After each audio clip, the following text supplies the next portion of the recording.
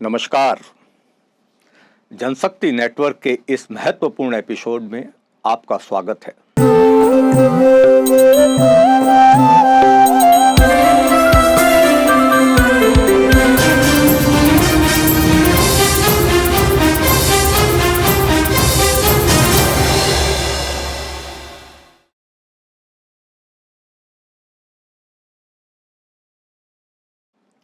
हाल ही में देश के विभिन्न हिस्सों से प्रवासी श्रमिकों के उत्पीड़न की खबरें देश के विभिन्न समाचार माध्यमों की सुर्खियों में आ रही है।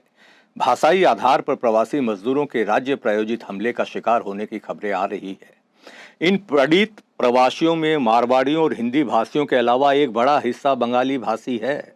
जहां मारवाड़ियों और हिंदी भाषियों पर स्थानीय भाषा का राजनीतिक हिंसक दबाव हमलावर है, वहीं केवल बंगाली भाषा में बात करने के कारण बंगला भाषियों को पुलिस उत्पीड़न का शिकार होना पड़ रहा है, जबकि संविधान में देश के किसी भी हिस्से में काम करने का पूरा अधिकार दिया गया है।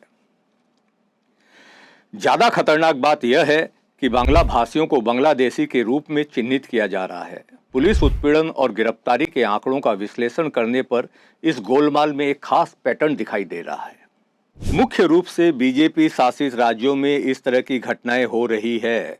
बीजेपी शासित दिल्ली के गुरुग्राम सहित कई जगहों पर तथा छत्तीसगढ़, ओडिशा, असम, महाराष्ट्र में ऐसी घटनाएं हुई है। इसी तरह तमिलनाडु और कर्नाटक में भी हो रहा है। दिल्ली की एक घटना में देखा गया है कि एक ही परिवार के 6 सदस्यों को पुलिस ने हिरासत में लिया, जिनमें 18 महीने और 8 महीने की उम्र के 2 बच्चे शामिल हैं, और बंगाली भाषा में बात करने के लिए उन्हें बांग्लादेशी घोषित करने की कोशिश की जा रही है। कानून की परवाह किए बिना उन्हें गिरफ्तार किया गया है। उन्होंने वोटर कार्ड, आधार कार्ड और यहां तक कि जमीन के दस्तावेज भी पुलिस को दिखाए, लेकिन कोई समाधान नहीं हुआ।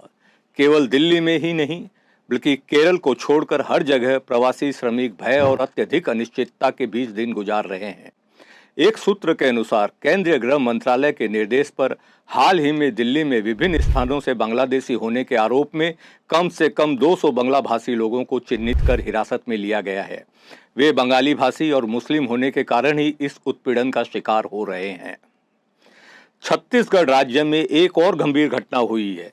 यहाँ विभिन्न जिलों में रहने वाले असंख्य बंगाली भाषियों पर बीजेपी सरकार की पुलिस ने दिन पर दिन उत्पीड़न जारी रखा है। इनमें से 30 बंगाली भाषी व्यक्तियों को छत्तीसगढ़ से पहले दिल्ली, फिर गुवाहाटी के रास्ते बांग्लादेश भेजने का एक गोपनीय अभियान चलाया गया है। अमेरिका के ट्रंप प्रशासन की तर्ज पर इस तरह बंगाली भाषियों को देश से बाहर करने की घटना भारत में अभूतपूर्व है। पुलिस अभियान चलाकर कार्यरत भारतीय नागरिक प्रवासी श्रमिकों में से 200 लोगों को इस तरह हिरासत में लेना और 30 लोगों को इस तरह बांग्लादेश भेजने की घटना ने देश के विभिन्न हिस्सों में विरोध की लहर पैदा कर दी है। इन बंगाली भाषियों को रखने के लिए छत्तीसगढ़ के रायपुर में हिटलर के डिटेंशन कैंप की तर्ज पर एक होल्डिंग कैंप, डिटेंशन कैंप तैयार किया गया है।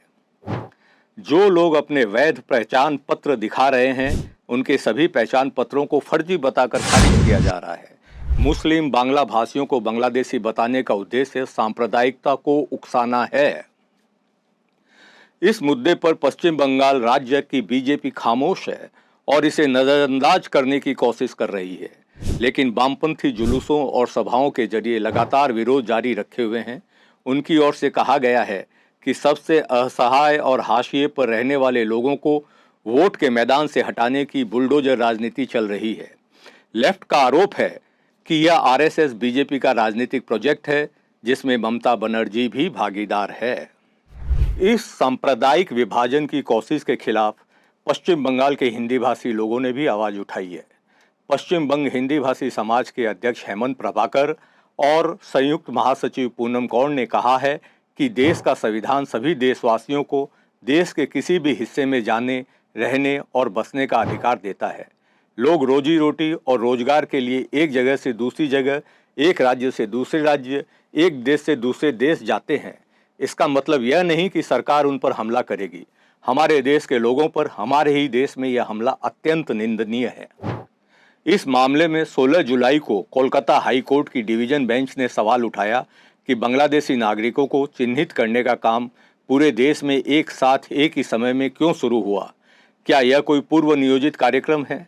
केंद्र सरकार को हलफनामा दाखिल करने का निर्देश देते हुए डिवीजन बेंच ने कहा कि पूरे मामले को पारदर्शी तरीके से अदालत को बताया जाना चाहिए, नहीं तो लोगों के बीच गलत संदेश जाएगा। इस संबंध में डिप्टी सॉलिसिटर जनरल ने कहा है कि पहलगांव हमले के बाद पूरे देश में सतर्कता बरती जा रही है, संदिग्ध गतिविधियों पर नजर रखी जा रही है। यह एक अजीब सी बात है। पहलगांव के हत्यारे और साजिशकर्ता आज भी आजाद है। लेफ्ट समूह का कहना है कि इस राज्य के मुख्यमंत्री और सरकार को संवैधानिक शक्तियों का उपयोग करके बीजेपी के इस राजनीतिक प्रोजेक्ट का विरोध करने की पहल करनी चाहिए। बीजेपी शासित असम के मुख्यमंत्री हेमंत बिस्वा शर्मा ने जिस तरह बंगाली भाषियों और बांग्लादेशियों को एक समान करार दिया, उसकी वामपंथियों ने कड़ी आलोचना की है। उन्होंने मांग की है कि बंगाली भाषी प्रवासी श्रमिकों का उत्पीड़न संविधान विरोधी है, इसलिए बीजेपी को तुरंत असम के मुख्यमंत्री द्वारा कही गई बात की जिम्मेदारी लेते हुए माफी मांगनी होगी। छत्तीसगढ़ में जिन शरणार्थियों को एक समय पुनर्वास दिया गया था, उनका उत्पीड़न किया जा रहा है। समाज के हाशिए पर रहने वाले मेहनतकश लोग जो रोटी रोजी के लिए अलग अलग राज्यों में जाने को मजबूर हैं, उन पर अमानवीय हमले किए जा रहे हैं। सबसे महत्वपूर्ण सवाल यह है कि बंगाल में हाशिए पर रहने वाले गरीब लोगों को काम की तलाश में राज्य को क्यों छोड़ना पड़ रहा है। इसका कारण है कि मनरेगा का काम बंद हो गया है। शासक दल तृणमूल कांग्रेस के घपलों के कारण केंद्र की बीजेपी सरकार ने इस राज्य में मनरेगा की फंडिंग बंद कर दी है। इसका कोई समाधान किए बिना राज्य सरकार कोरी राजनीति चला रही है। मुख्यमंत्री ने माना है कि बंगाली भाषी लोगों के बारे में सतर्क करने वाली केंद्र के गृह मंत्रालय की फरवरी में जारी अधिसूचना के बारे में उन्हें पता था, लेकिन वह इतने दिनों तक चुप क्यों रही, इसका जवाब उन्हें देना होगा। उन्होंने आंकड़े देकर यह भी बताया है कि देश के विभिन्न हिस्सों में करीब 1000 लोगों को गिरफ्तार किया गया है। यह कहकर उन्होंने वास्तव में स्वीकार कर लिया है कि यह आरएसएस के इस राजनीतिक प्रोजेक्ट में भागीदार है।